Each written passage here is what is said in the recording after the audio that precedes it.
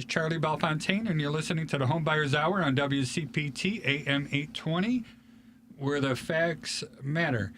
And it's weird, when I say that AM 820, I feel like I've been watching some comedy channel television where they're making fun of other politicians.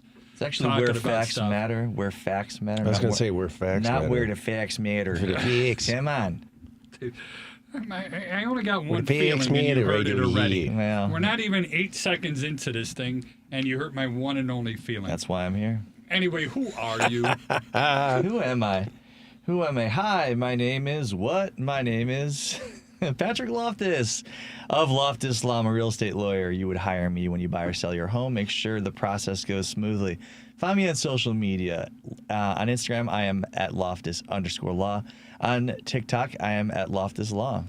And we're going to rip on Joey a little bit because he's not here, so we're just guessing. Yeah, we're not even going to put the romantic music on for him. But we're guessing that his brand new Cybertruck might be in the shop right now, so we're going to tease him just a tad about that. He's on the side of the road next to a saguaro cactus going, I can't wait. It's almost like half tank looking. It's terrible. Someone help me. But it does draw a lot of attention, so that much I got to say is pretty cool about it. It's got one windshield wiper. Ooh. Well, what do you need? You only got one windshield. Anyway, Steve Davis, tell us a little bit about Kamar Group. Steve Davis, residential real estate with Real Brokerage and the Kamar Group. I help you buy, sell, invest, and more importantly, give you the attention and direction you actually need to fulfill your lifelong, destiny of buying or selling a house. Whether or not you actually take the good advice, right? That is correct. We're going to get into that. Yes, we are. And pretty hard. And Charlie's favorite real estate agent. You are my favorite real estate agent. And it's not just today. It's every day. I want everyone to hear that is listening to this right now. Steve is my favorite every day. real estate agent every single day. I'll come out and admit that. Wrong. So, but today, we are going to be talking about, I'm going to actually aim it more towards professionalism and consulting. And why do we even need to hire any of these professionals that are here? Can we just do this stuff on our own? What is the value of everybody in here?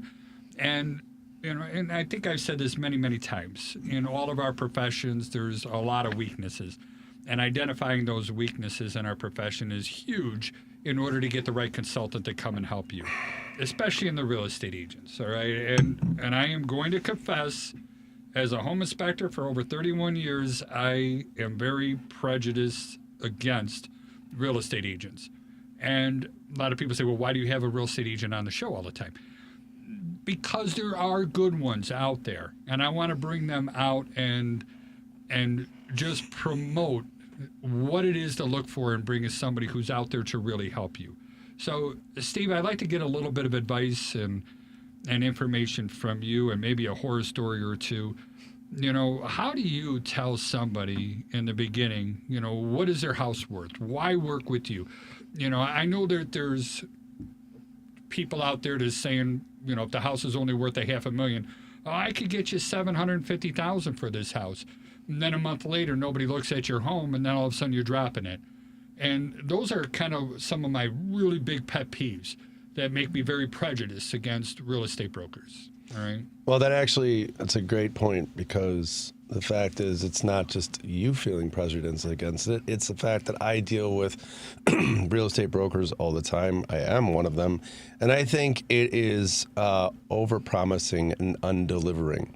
So you, as a homeowner, if you decide that, I want to sell my house and it's worth $500, and an agent comes in and you interview 4 agents, I'm one of them, and I say, listen, I think you should put the property on the market probably at $499 because it's a little bit undervalued. What I mean by that is like a fraction where we're going to get multiple offers most likely, and you're going to go way past your $499 mark anyway because of the inventory shortage and blah, blah, blah, blah, blah.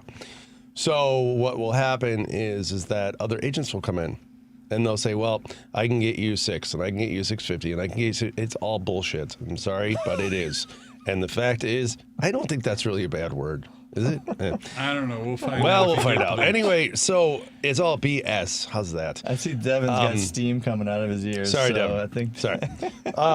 And Devin's our producer. To He's make sure amazing, that we don't go to jail. by the way. Yes. And he is amazing. He is. Goodness He's gracious. awesome. we are live streaming. You know that. Steve. We are. And it's So only I'm 5 minutes into still- the show. Answering the question, but that's all right. So it's overpromising and underdelivering. So the fact is, you're selling your house. It's probably one of the most expensive assets you own, if not the most expensive, and you're hiring a person that is not going to do what they need to do when they actually, are just trying to get the job done, and meaning just get the listing. I think it's pointless.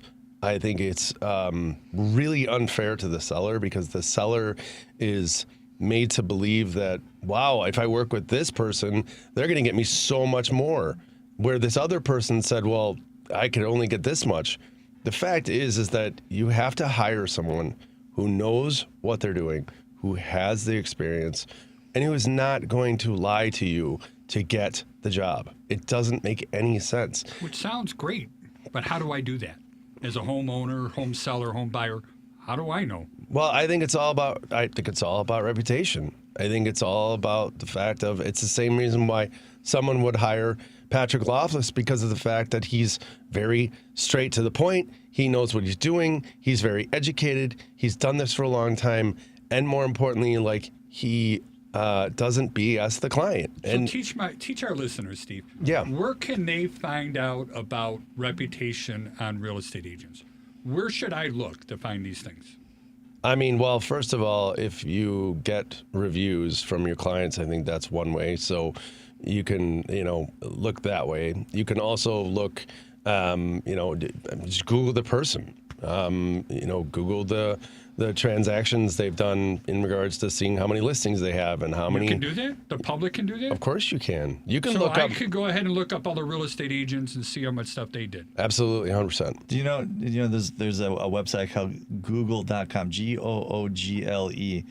.com. If you put Steve Davis, Chicago Realtor, there would be results, and I would imagine that at least one of the, after you get past the 25 sponsored results. You're not my favorite attorney. Well, I'm just saying, and that's fine. That's fine. Look, I'm not everyone's cup of tea. That much I know. And that's honestly, if I were trying to be everyone's cup of tea, I'd be nobody's cup of tea. So I want to try to be, Somebody's cup of tea. So every pot's got a lid, they say. But finding out the reputation is definitely important. I mean, I remember we had a real estate broker in here who, out of respect to Steve, I won't name, but I'll, if you're interested, hit me up on the social media and I'll tell you who it was. But I he said, remember look, him. He was my favorite real estate broker. he was. He's one of my favorites. Anyways, what he said is, I'll give him the name and contact information of my last 3 clients and say, give them a call and ask them what they think about me. And, I think that's incredibly vulnerable, but also I think that shows the confidence that the on the unsolicited, what's the word? Endorsement is gonna pan out, and that's a bold statement to make, but also look, the data is out there. If someone's promising you a higher price than what even in your most objective mindset, that I'm not sure. Trust your gut on that, man. You should be able to at least sort out the outliers as far as someone who's way over promising or someone who is perhaps way under because whatever, they haven't quite sorted out the data the way that they can. One of the big things that I run into sometimes when I interview with clients is that they'll be like, well, this other realtor said this and this other realtor said that, and I was like, listen, maybe you should hire them then if you think they're going to do the job. But I'm telling you right now, if you're putting your property at too high of a price, it's not going to get the traffic you want. It may get a lot of traffic at first, but if you get no offers, what difference does it make? Yeah. And then more importantly is I had a typical situation where I talked to a client. We had a great Zoom call. They don't live in the state, but they have a property here and they were selling it. And they said, we want to sell our property, this, that, whatever. You came recommended. I was like, great. We had this conversation, established a report and everything else. And then she's like, well, what do you think the house is worth? And I said, well, honestly, I'd love to know what you think about the market, this, that, whatever, because then I can go into the price points. I've already done the research. I already know what it's worth. I already know what I'm going to sell it at. I know how I'm going to sell it. I know how I'm going to market it. I've got the plan already there. It's very simple for me because I've been doing this for so long. You've done it before. It's not your first but rodeo. it's also, the whole thing is, it's like, well, what do you want out of it? And she's like, well, I'm looking more toward this number. And I was like, I understand that. Can I ask, where you came up with that number? And she's like, oh, well, it's based on, my neighbor's house and this and that and whatever. I'm like, well, your neighbor's house has a 4-bedroom, 3-bath. You have a 3-bedroom, 2-bath. And that square footage is 2,500 square feet and your square footage is 1,700. So I understand you'd love more money and I understand that there's no inventory. So I'm more than willing to try, but I'm just letting you know, like, a good agent is going to tell you what it should be. I'm not out there for the number. I'm not out there for my pocketbook. I'm out there to make sure that I build a relationship with that client. And more importantly is, moving forward, there's only one name that comes to mind when she thinks real estate. And the thing is I think that's more important than getting paid one time and it's a one and done deal. There are way too many agents out there like that. And it drives me insane because then we get a bad rap, just like an attorney gets a bad rap, just like an inspector gets a bad rap. So that's why I think what Charlie said about how do you find out is you Google that person for what it's worth. What should I be looking for when I Google them? I mean, first of all, you should be looking for if they have reviews, they have stars, they have videos, they have, Google their social media, Google their Instagram, Google, that is their social media. How many listings do you see that they have? I mean, that makes a difference. You can look and see that. You can also look and see what they've sold. You can see their price points they sold at and so on. I mean, if you look at mine, you will see quite a lot because I've been doing this for 18 years. Well, and when people search, one of the key criteria that they enter in is the price range, right? So if I'm between 450 and 5, I'm going to get a list of properties that are listed for between 450 and 5. Sure. And Is that a normal spread, 50,000? No. Give or take, I don't know. It doesn't matter. But go on. I'm listening. I mean, look, you can compare. You can compare what you have to what is in that price range, and when the buyer, put yourself in the buyer's shoes. I know it's hard. It's emotional, right? And you only get one crack at selling your house, and you don't want to leave money on the table, and that's all understandable. There's a lot of fear involved, and again, that's why you have the people like the three of us advising you, because we are looking at it from an objective point of view, without that fear and emotion. Right. The emotion kills it. But you have to understand that when a buyer is searching whatever the price range is, they're going to see a list of homes that are listed within that range. And what they're going to do is they're going to compare each of those homes. And if you have overpriced yourself, you're either not going to be in the range of people who are searching, who should be looking at your house. You're going to be outside the range, they'll never see your house. Also, when people are searching within that range, they're going to see your home compared to all the other homes within that range, and they're going to go, because the 25 other homes are going to be more attractive. And so you're really putting yourself in a really bad spot just because of the nature of how people begin that search. And then they go to Steve and they go, Steve, this is the 5 or 6 houses I'd like to see this weekend, and your house ain't on the list. Well, the other thing is, too, going back to what we were talking about earlier, is like, you talk about a range. Well, when I'm selling your house, Charlie, okay, your house is worth $1 million, so we're just going to go with that. I know you'd be happy with that number. Gotta be worth more than that. This isn't about me. This is about Steve. Go on, Steve. You see, so we were sitting at breakfast, and a gentleman comes up and says, "Whose truck is that? That's a gorgeous truck." And Charlie's just like, "That's my truck." He's, "Man, that's amazing. Did you do that yourself?" He's like, "No, I just bought it like that." And we're talking about it. We're sitting across from a man who gets unsolicited compliments about his vehicle. That's the kind of money bags Bellefontaine I'm talking about. I paid that guy $10. It is what it is. This is a true story, though. It happened. So, going back to what I was mentioning, So your property is $1 million, and I go to list it, or I go to an interview, and I talk to you and your wife, and I say, well, what do you think about the market and this, that, whatever in your house? You're like, I want to sell my house for 1.3, and I'm like, okay, where do you come up with those numbers? So on. At the end of the day, either I'm going to convince, meaning tell Charlie I can sell his house at 1.3, even though it's worth $1 million, or I'm going to go ahead and go out of the range and say, well, I'm probably looking at like 1, maybe 1 to 1.1, right? And it's still way below his number. The problem is that agents will ask that question, hear what you want to sell it at, and then as long as they get you on the hook, so to speak, then they've got you, and you're stuck with them. 1.3. And that's So then I come that's back. What I'm saying, how do we watch out for that? You just got to research. You got to do interviews. You got to understand who you're working with. You got to ask. As a seller or even as a buyer, have a list of questions. Why you want to work with that person? Have a list of questions. What's your average price point?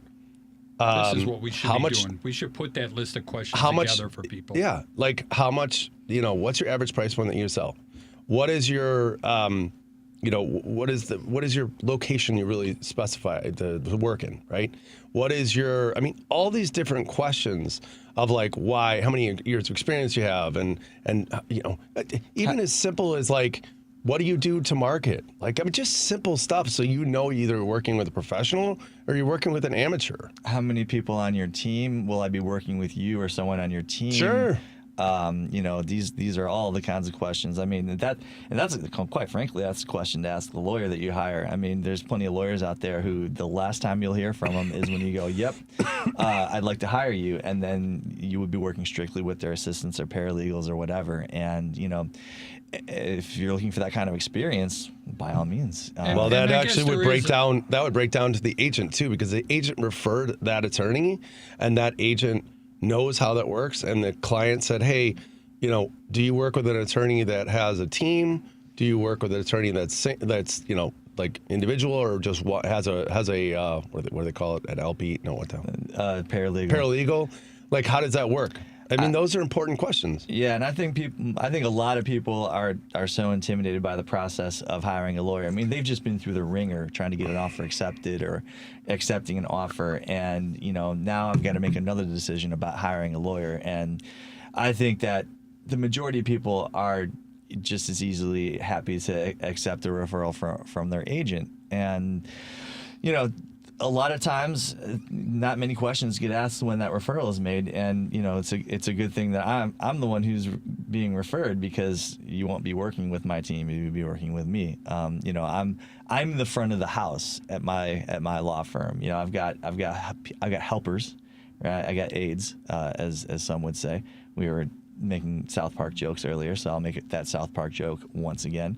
But I don't know, Steve, Charlie. What would your feeling be about working with the person you hired or working with one of their teammates? I get asked that all the time because I don't go in the field anymore.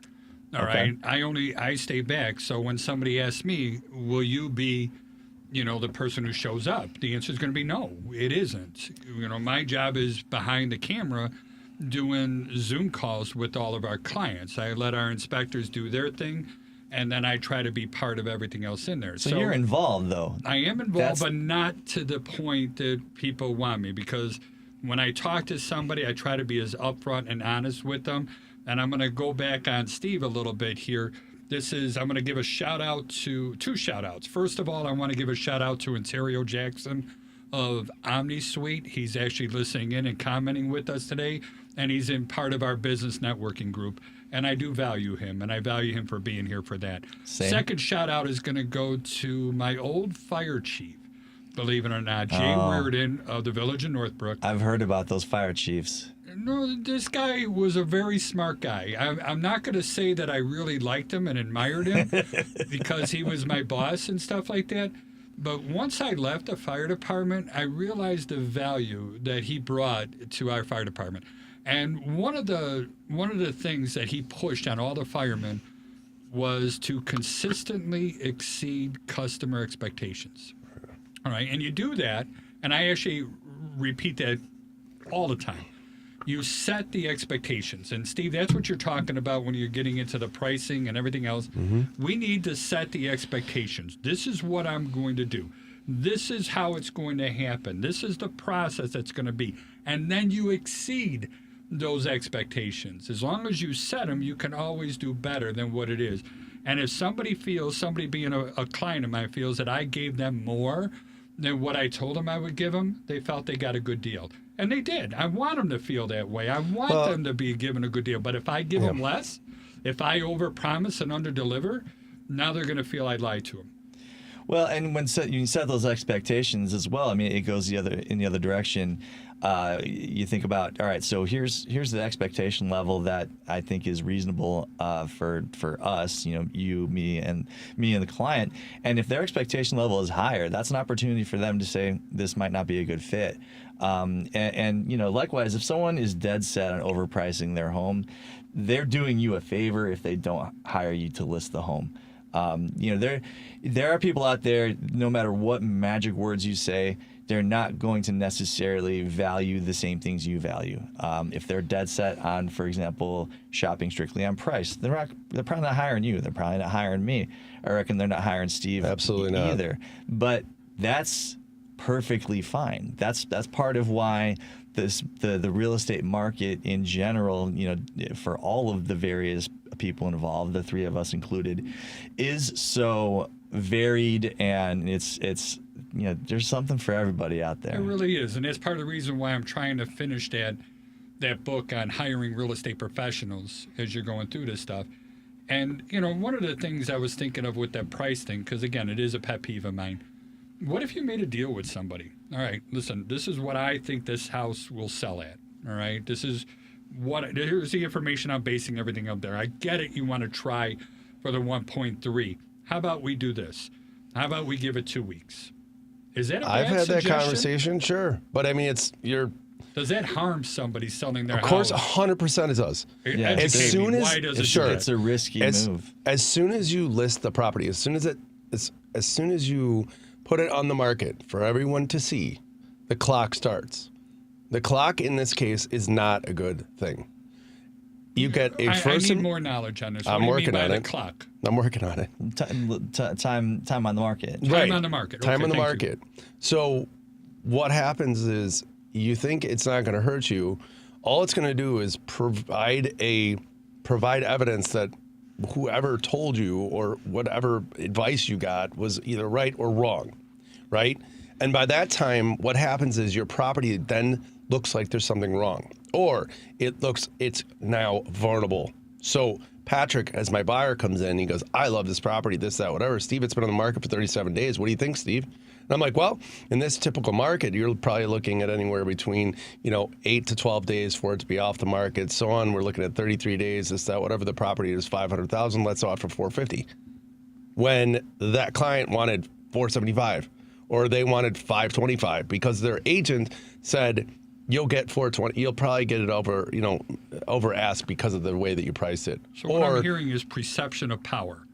All right. Sure. I'm hearing that, if we go over and the dates on the time on the market get longer, your property becomes vulnerable. and you lose leverage. You lose leverage. Yeah. If you do not, right? So in other That words, makes sense to me. if it's off the market, in other words, on PLN, which is private listing network, which basically means that, not the average consumer can see it, but other agents can, then you have all the leverage as the seller. Because Is then that why real estate agents do that? 100%. That's why I do Try it. to figure out where Dip your toe in the market. You're testing the market to see if you're priced right. without starting the clock. Yeah. So as you for call instance, it, when the I time on the market. yeah, so I put a property. I always have properties on PLN before I list them, and the reason being is I want to see the traffic. Now, if I don't get a lot of traffic, what's on the PLN, and I have the pictures, there's a problem. What do you mean the pictures? Pictures meaning professional photography And of the forgive me home. if these questions sound dumb. All right. They don't sound dumb. Thank you. That's all good. Yeah. The fact is that this is why it's important to have those questions. We just brought up having questions. Why is that important? Why does the PLN make more sense than making it live? Some agents would tell you, no, you need to make it live because then you get everyone to see it and you get more money. Not right away. And if you do, great. But what happens if you don't? You're making a decision based off of, well, if I do that, I know that everyone's going to see it, so I'm going to get multiple offers. What happens if you're not priced right? What happens if the fact is all of a sudden the market tanks in the area? Whatever the reason being, you need to have the education to make the best decision for you and your family. And agents out there are not about that. They're about, I need to get this listing and then I'll drop it 4 times and you'll still stick with me because you signed a contract.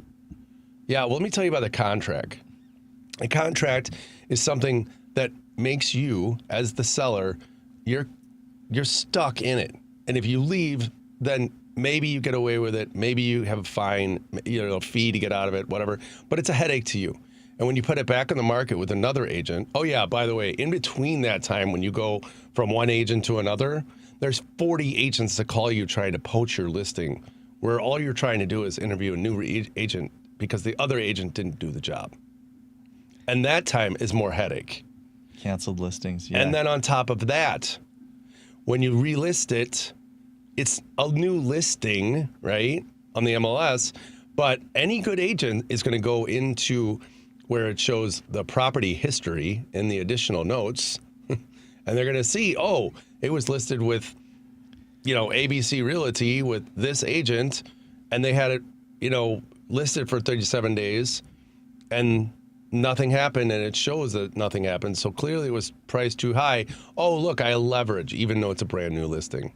See, agents don't know that. They don't go off that. Clients don't know that because the client just sees that it's new and they think it's a new property. That's also why a bit of a tactic with agents is they're like, oh, well, let's go ahead and cancel and relist the property as a new property. It doesn't do any good if you actually know what you're doing. You're screwing over your client. Well, it doesn't. You're not doing yourself any favors by ending up on the market longer than the average time. I mean, if I'm a buyer, and I may be repeating things that have already been said, but I'm going to look at that and I'm going to say, this seller has got to be feeling the heat, because if I'm a seller and I don't sell within that 8 to 14 days, I'm starting to think, I'm starting to question myself. I'm starting to question my own, did I get this wrong? And maybe I'll stick with what I originally listed for, because I just think someone's going to come by and bite on this worm. But by day 28, day 30, they're going, oh no, I think I botched it. And now a buyer's going to come in and they are going to make that lowball offer. And a seller at that point might be thinking to themselves, look, the time is working against me. I've got to be in my replacement home in time for the kids to be in school, or in time for whatever it is, the next thing that's going on in my life. I mean, no matter what the market looks like, time is always working against the seller. Correct. Because the seller, whether it's time on the market or what's going on in your life, if you're selling a home, you're probably buying the next home. And those two things, unless you are, wealthy enough to, have two houses. I'm going to get again right now, aren't I? Well, if your Moneybags Bellefontaine, I mean, you can. I asked for it. You can buy a house in Wilmette. You can buy a house for your kid down in at school, and then the other kid, and then your vacation home in Michigan. Those are investments. And then Well, let's get back to the expectation stuff. We were talking a little bit earlier about how, how do I know as a home buyer seller what is the average amount of time? And please don't just tell me Google. I no, want it to be depends more on specific. it depends on the area. It depends on the space. And how do I find that out? What? As a home buyer seller, how do I know what I should expect my house to be on the market for, if we're meeting expectations, exceeding expectations, or not meeting expectations? Well, it's all about understanding comps. It's all about understanding what is sold, how it's sold, how much it's sold for, the timing, how it compares to your property. And that's why I'm just a home buyer. I'm but if you have real estate. If you have a good home buyer or home seller, excuse me. Either one. Well, there's a difference. I know. Okay. One buys, one sells. I get No, all I know that that part. but I mean, everything is educating the human being on how much leverage they have when they're buying, and whether or not they can negotiate for stuff or not. Well, see, Here's the thing. When I'm working with a buyer and they want to see properties and so on, I advise them a few different things. The first thing is that if the property's been on the market for a while, so on, whatever, there's the chances of negotiation are stronger. I also tell a client if a property has been on the market and it's coming on a Saturday and you want to negotiate it and it's a brand new property and I know it's going to go for more money than it's even listed for, because agents do that on purpose as well, is they put it a little bit lower than the price should be, so they look like rock stars to their sellers for selling the property for more money. But they also the fact is I lost my train of thought when you did that. Look, what you're doing. The way you stated that was a little pejorative, in my opinion. Pejorative. I don't know what that means either. I'll look it up. Google. I'm not here to educate you. You guys went to school. You know how to use the internet. But look, there are people listening to this trying to understand what you're talking about. They got Google too. It's fine. It's fine. Siri, what if they can't even spell that word? I can't. Pejorative? Alexa, tell me what the word pejorative means. And then pejorative. That means that Patrick is trying to use big words to influence people. That's right. Thank you, Alexa. That's right. I got that 7 years of higher education, and I am using it. Do you realize how many people have their radios on right now, and Alexa is actually giving that Oh, that's answer, awesome. that are listening to this? I'm sorry, I'm an idiot when Makes I think me of that happy. stuff. I'm teaching the She world. who shall not be named. So we're not the Homebuyers Hour anymore. We are the Patrick's Vocabulary Lesson Hour. So That could be an hour. I'm going to opt out of this. yeah, well, that's fine. But when you talk about finding that sweet spot of just under what the market will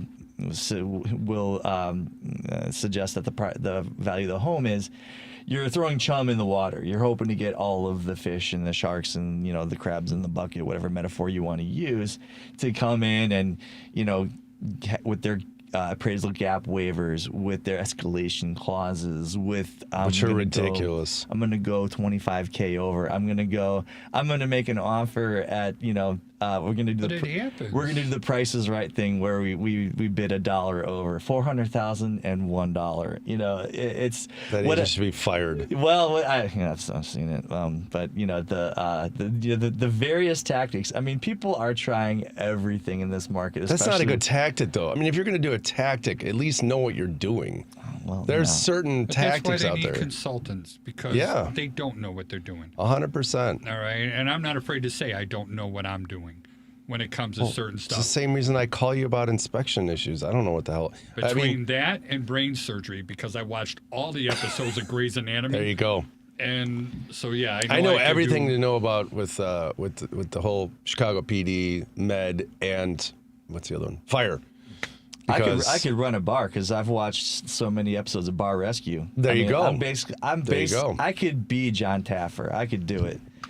I could yell. I don't know. I can come in and yell, "This is disgusting! I don't know how you could run a bar like this. How do you do this to your customers?" I apologize, everybody. I definitely went down the wrong road. Seriously. Steve, if you don't mind, rabbit hole. can you give us your contact information? Sure. We'll see if we can pull it back in. Sure. Steve Davis, Kamar Group, Real Brokerage. Number is 312-513-6314. You can find me on Instagram at I'm Steve Davis, as well on Facebook. Sounds good. And Joey's not with us today, but I do want to give a shout out to him. Joey Matthews, he's known as the VA Loan Nerd, and his website is thevaloannerd.com. His phone number is 630-235-2405. Repeating, 630-235-2405. If anybody has any questions about real estate or mortgage officers, those are the two people that you want to get hold of. My name is Charlie Belfontaine. I own Chicagoland Home Inspectors. I did have to giggle a little bit. I'll share with you guys. We just received a review from our company, and somebody says, and I get this mistake all the time, make sure you use Chicago Homeland Inspections. And I'm like, Homeland? It's Chicagoland. Because that's kind of what we call all the area around Chicago and the suburbs. But anyway. What's this? Our phone number is 312-544-9180. And our website is thehomeinspectors.com. And Patrick, if you don't It's mind not really giving us that your important. contact information. My name is Patrick Loftus. I am a real estate lawyer. My law firm's called Loftus Law. You can find me at loftus.law. You can also find me on social media. Loftus_law is the Instagram. Loftus Law is the TikTok. Sounds good. And Devin Tingle's our producer, and he just informed me that Alexa doesn't really get triggered by people's radio fun facts. So, Alexa, good night. We'll see about that. I've had it triggered. But I'll give you a little bit of inside baseball. So, what dear. you'll notice is this might because what's not being done here is adding sort of this layer of that you can't hear, right? So. When you have an actual commercial where Alexa is involved, it doesn't trigger it because they actually add I forget what it was. I dated a woman who was involved with TV commercials, and she explained it to me, and I am half explaining it, but they actually do something with the audio that you can't hear, so that it doesn't trigger Interesting. Alexa. Yeah, I went to go visit my son in Memphis, and he put me on all of his lights through Alexa. He signed them all to me. And I didn't realize that was happening. They were just so I could turn the light in the bedroom that I was staying on. After I went home, and for about 2 to 3 months later, we have it set up in our house that I tell her good night, and it shuts off all our lights. Well, I go to bed early, and he's young. He stays up late. All I know is I'm turning off all their lights in Memphis as well, based on what I say to my machines here in Illinois. So anyway, I sidetracked. I got lost. Modern life. I want to man. go back to the expectation stuff, and going back to, let's say, 2008, 2009. I don't think the average time on the market was 8 days back then. It was probably more like 90 or more. A lot more. Right. Mhm. So again, this, and also I think I heard people saying about River North and South Loop. There's a lot of houses on the market compared 6 months to of inventory. Yeah. It's 6 not months of moving. inventory. So Everywhere else is like 30. 30 maybe. days. 30 days. 30 days. all right, and I guess If that. that's where my real question is. I live in the South Where Loop. do I like you find know. that stuff out? How do I know that? You All talk right. to experienced realtors that actually could tell you these things. And I do have another thing on interviewing real estate agents. Sure. One thing that I think is huge is I would be asking the real estate agents, who are your vendors? In other words, who do you refer? And then I would be doing research on those people. Being a All right? resource, having resources at your fingertips, and having, I got a guy, so to speak, is huge. And yeah, I mean, that's a great point you brought up, is the fact of you may trust me as your realtor, but at the same time, it's like, well, who is he going to refer to me, refer me for for instance, the attorney or the inspector And or if they whatever. got bad reviews and they're, Yeah. it feels like their clients feel that they were manipulated in a way, well, maybe that's not the person we want to be doing business with. For sure. And the thing is, though, too, is I believe that no matter what, if you're real and you're not someone who just makes things up to look good, or you're not an imposter, if you will, and saying you know what you're doing when you don't, it's going to come back. And more importantly is you can't be. I learned a long time ago. It took me a while because it was tough. But I learned a while ago that some people just don't want, they're just not going to want to work with you. You just don't mesh with them, or they just And don't, that's fine. they just don't see what you see. Right. And that's okay. That's okay. And, Freedom of choice. I Some mean, people are dumb. the fact is that you can't fix there. someone's opinion if it's stuck where it's at. Yeah, if they have a sucky opinion, sometimes they're just Yeah. going to maintain that sucky opinion. Or it's maybe not a sucky opinion. Maybe it's just their opinion and you don't agree with it, but which makes it sucky. fair enough. But I would have to say it's a little bit more than that. No, No? it's not. It's the world. The world is black and white. I see no nuance whatsoever. No gray areas. What? It's my way or the highway. Is the way I see it. You do not. And that is you Patrick do not. Loftus. Okay. He owns Sarcastic Law Firm. No located- compromises. At loftus.com. Yeah, sarcastic_Loftus_law. Which one? Wasn't there like a Star Trek episode where there was Bizarro, Captain Kirk, and he was like, There was. Oh, yeah, God. that's So, anyways, that was from the bizarro Captain Kirk episode of Star Trek. All right. No, but let's go with you, Patrick. I want to hear a little bit on, do you interview or get interviewed when somebody's choosing attorneys? Sometimes. Sometimes. What are some of the questions that they ask you? Typically the main question that they get is, what can I expect going forward in terms of the process? No way.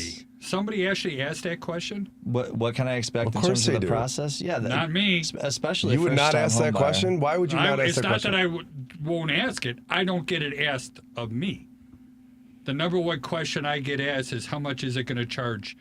Or how much is it going to cost? But you know That's what? the first thing. But we both have established this, is that us three are not cheap, but we are extremely good at what we But do. the person who's making that phone call to me doesn't know that. All right, so now the point is that their only question is, how much is it going to cost? Now how do I explain my value? And how much time do I have to explain my value? And I guess that's where I was going after with you. Yeah, I mean, I'd say most of the time, I don't know what percentage of my business is referral, but it's a pretty high percentage. Typically, that number will already have been given to the client. So they go, hey, I know a good real estate lawyer. If you are enjoying working with me, I'm pretty sure you'll enjoy working with them.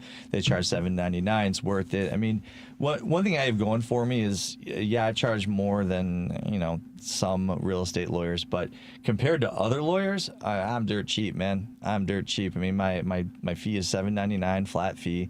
If I were to bill you by the hour, it ain't gonna be $7.99. I can tell you that right now. But that's the way that this business is structured, and I'll give you a little look under the hood as far as So why are you charging less than what you could otherwise charge? It's because I am paid attorney agent commissions when I bring a seller file to a title company. So it's a weird way to structure the income of a business because it highly incentivizes you to seek out listings as opposed to buyers. But I would say I probably represent 60-40 buyers, to my own detriment. But also working with buyers, even though it's less lucrative, it's more work. But in a lot of ways, it's more rewarding, I would say. Because when the closer comes in, and Steve, I'm sure you experience the same thing when you're there at the closing table. When the closer walks in and says the transaction's funded, we have funding authorization. That's basically just fancy real estate talk to say it's yours, and you go, hey, congratulations, shake hands. Occasionally there will be a bottle of champagne there, depending on the time of day. I may or may not partake. But that. those are like the best moments. That's also the moment when they hand me a check usually, which makes it even a bit sweeter. But and look, that's one of the big reasons why real estate is my preference. Is why I've structured my business around real estate. So I'm not sure if I shared with you this story. I had a client of mine, and part of doing these Zoom calls afterwards, I get to build a relationship with our clients, a trust, right? And that's very important to 100%. me. And, whenever they have a bad experience with somebody, well, okay, I feel confident in these people, and I'm not afraid to refer business to them. I had another attorney before I met you that was a real estate attorney, and I don't like them already. her. And I said them. I used did the you they. say them? I thought I heard him. M, But anyway, N, let me get on this real quick. But she ended up, selling herself, taking the job, and then the client ended up working with the paralegal, and they felt ignored the entire time. That call came back to me.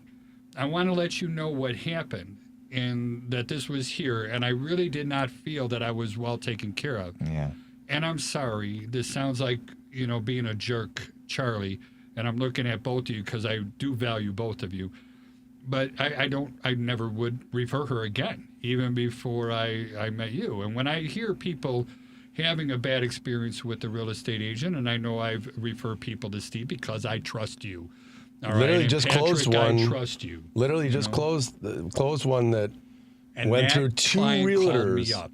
What's that? That client called me up. I referred a client to you who had a bad experience with another real estate agent. I did not share this with you yet. I'm doing it right now. They called me up and they said thank you to me. Oh, wow. All right. It That's is awesome. wow. That is a It's a huge big thing. I really appreciate that. All right, that they made that phone call unsolicited, called me back and stuff like that, and everything went through. And they really felt that they had somebody in their pocket as opposed to the other person who just kept saying, you got to buy, you got to buy, you got to buy. 2 people. It's a hell of a testimonial. people. They had 2 people. I didn't know about the other one. I just Yeah. knew about the one. Yeah. So to me, and that's where I'm going, I don't have a lot of faith in the real estate professions, and I'm talking about all of them. And that's the whole reason why I like doing this show is so we can get that stuff out in the open, and help people make the right decisions. And Yeah, are you going to pay an extra $100 for it? Maybe, and that's really the difference is not that you charge $7.99, but if you charge $7.99 and this guy charges $6.99, really there's $100 difference. Yeah. And what are you getting for that? I mean, in the grand scheme of a $450, $500, $700,000 transaction, think about it. And, that is a big thing. Yeah. Will I have access to you, or are you going to be behind a firewall of assistants and paralegals? Another great question right there. A lot of lawyers. And look, they're probably much better business people than I am, because I'm still the one who's, on the ground doing the work. And, the way I explain it to people and the way I try to structure my business is I want to be the front of the house, right? I want to be the one who is doing the work with the clients. And then, I will have help. You're building the relationship with them. In the back, the little nuts and bolts of it that aren't directly client facing, that quite frankly literally anyone could do. I don't necessarily need to be doing that personally, but I do need to be managing it, directing it, and then being the front of the house person. And yes, that is a big reason why I charge what I charge. I think it's worth it. I think it's more than worth it. I probably, my mom told me I care too much, and it's my mom saying that, so take it for what it's worth. She's a bit biased, but in a sense, she's right. It's not a bad thing. Well, yeah, sometimes. I have to disagree with that. But it's a bad thing when you care It's too not much? a bad thing. It's just It's bad for my mental health sometimes. it's yeah. I Okay. mean, sometimes see that. it can seriously pull some strings where you really feel for that client. So you really try to do a great job for them, and you work really hard for them and so on, and yet you don't feel like they appreciate you more. And then more importantly is like they don't see they take you for granted. And it's almost like They when don't you recognize charge your value then. Yeah, when you charge less money or you charge less, whatever that is, they You should ask why. You should ask why they charge less. Can I tell you a quick story? please. Let me tell you a quick story. So yesterday I had a closing, and the buyer's wire didn't come through, and it got to about 5 o'clock, and we called it a day. So we had to dry close. And I was on the seller side, and the buyer was there. I was actually at the on the premises. So it's par for the course. Things happen, and you just go, okay, fine. It'll be another 12 hours, and the wire will come in, and this will be done. I know that. I know that it's not a tragedy, but this first time home buyer does not know that. And the closer came over to me because I was in a different room, and she's like, yeah, this poor woman is crying right now because of the way that it went. And I'm just like, I'm like, I didn't really know what to say other than, I sympathize with her because she doesn't have the experience to understand that this is a minor speed bump as opposed to hitting a brick wall. But I'm also not going to try to use words to make her not feel her feelings. That doesn't work. So it's like, okay, in any event, I had to take the keys back, and, hang on to them. And I said, look, when your money comes in tomorrow morning, reach out to me. I've got a super busy day, but I'll make it work. Nice. So what I did was I took the keys before I hopped in the car here. I put them in a nice cute little bag that, I save all the bags, you get little gifts in and stuff. And I put a little card, congratulations on your new home, stuck it in the bag, brought it down to my dorm, and I have to be kind of careful about that because they get a little weird about holding keys, but as long as they don't know it's keys, then it'll be okay. I just looked at my email. Looks like the wire came in, so I will reach out and be like, hey, go to my place, pick up the keys, and I try to do something a little bit nice for this woman because like I said, I sympathize with her, and even though it's not my client, I do feel like it's a nice touch to at least be like, hey, here's something nice I can do for you because you had a bad experience yesterday. That was another thing we had in the firehouse. You do the right thing at the right time, the right way, for the right reason. Yeah. And that's what I'm hearing. So, just one example of the kinds of things that, when you think about the people you're working with, whether they're on your side, the other side, whatever, it's not bad to actually, do something nice once in a while. I don't know. I just want to tell that story. It's good. I like that. They're going to come pick It's a up good the story. keys. I just got the emails. No, that's a really good story, and I think goes to the fact of how much you care. It's a cute little bag. I'm annoyed that I'm not going to have it anymore. But Well, Steve, how do we get a hold of you? Steve Davis, 1994. Oh wait, that's my email address. Steve Davis At yahoo.com. I'm Steve's a little shook up. Steve at kamargroup.com, as well as Instagram. I'm Steve Davis, yeah. I just want to add a little bit to this. Steve is, as far as being upfront and letting everybody know what the expectations are, that's where I find your value. You use the knowledge, the experience that you have, and you're not just a single person. All right, it's a pretty big group that you're with there, and I want to say and please correct me. I know I'm going to be wrong, but you're like in the top 10 as a group in the entire Chicagoland area. Is that correct, or We're were the you guys largest. ranked? We're the largest team in Chicago. Largest I do believe. team. Well, And that's for within- the amount of units, right? no, it's within. I mean, it's the amount of people, Yeah. and then it's also we do over 100 million every year. So That's experience. Yeah. All right. You don't get that kind of experience if you start doing things wrong. And I'm not here to sell Correct. your business, but I do value you. Appreciate for what that. that's Thank worth. you. And Patrick, I just want to throw in there real quick. The VA loan nerd is on a flight to Costa Rica right now. just He see and his that, yeah. wife are going on vacation, and a well-deserved vacation. Oh, cool. I'm a little disappointed he's not driving the Cybertruck all the way down there because, you get on that Pan American Highway with that piece of crap. I will clip that and send it to him. I'm 'cause- sorry. Oh, That boy. reminds me of. I'm just looking to see if Devin's of head is shaking. what is that? Right? What is that? The Mad Max of Thunderdome. Oh, yeah, That's what that car reminds We're me going of. to put some face paint. Seriously, you can might as see well that. just put some face paint Send on. him around looking for. He's a good sized water. giant too, so he He is a large man. Fit in there. Height wise, not he's Tall. he's a skinny, tall man who. How do they get hold of you, Patrick? You know what? Come to my dorm and get a nice little card. Find me on social media. Loftus_law on Instagram. Loftus Law on TikTok. Come join me and listen to my fun. And what about that interesting cheap flights thing? Are you still doing that? I am on a little bit of a break, but I'm going to restart that later Right. in the month because it is about darn time. I've just been too busy, man, making that money. Good for you. I'm happy for that. My name is Charlie Belfontaine. I own Chicagoland Home Inspectors. And even though I'm going to criticize one that I'm very thankful for a review, somebody called our company Chicago Homeland Inspection. So I did have to get a giggle out of that. But it is Chicagoland Home Inspectors. Our phone number is 312-544-9180. You've been listening to the Homebuyers Hour on WCPT. Thank you, Devin Tingle. And this again, my name is Charlie, and I am out.